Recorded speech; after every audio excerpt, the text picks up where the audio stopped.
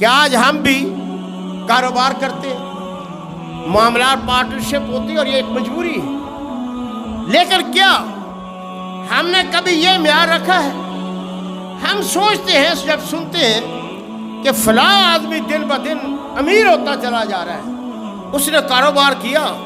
چند دنوں بعد ہی اتنا امیر ہو گیا ہے، لاکھوں سے کاروبار بنایا، وہ اربوں خربوں تک پہنچ گیا ہے، تو ہمارے منہ میں پانی آ جاتا ہے، ہم للچائی ہوئی نظروں سے اس کی طرف دیکھتے ہیں کہ یار ہمیں بھی شریک کاروبار، کیا گور ہے تمہارے پاس، کیا گدڑ سنگھی ہے جس کے ساتھ تم اتنا کاروبار بڑھا رہی ہے، ہمیں ملا لو۔ قطع نظر اس سے کہ وہ سودی کاروبار کرتا ہے،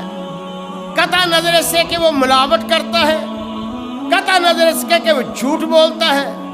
قطع نظر اس کے کہ وہ کسی کے ساتھ دھوکہ کرتا ہے، وہ عیب چھپا کر چیز فروخت کرتا ہے، وہ ملاوٹ کرتا ہے۔ ہم نے یہ چیزیں کبھی نہیں سوچی، ہم نے ان چیزوں کی پرواہ نہیں کی، ہم صرف ایک ہی چیز دیکھتے ہیں کہ ہمارے سرمایہ میں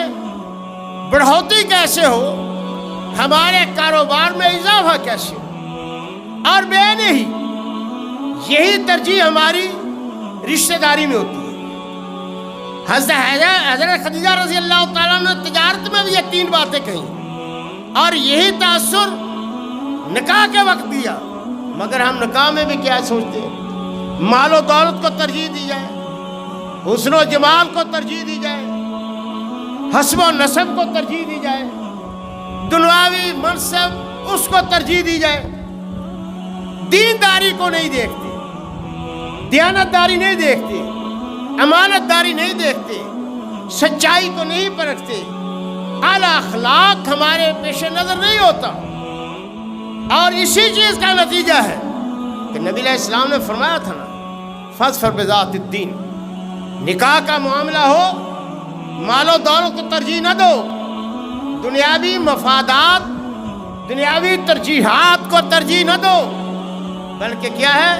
دینداری کو اختیار کرو۔ فرمایا اگر ایسا نہیں، الا تفعلوہ تکن فتنۃ فی الارض وفساد کبیر، اگر تم نے یہ معیار نہ رکھا، دنیا داری کو اپنا لیا، کوئی اور لالچ لے لیا، اس پر آپ نکاح کر لیا، تو پھر سمجھو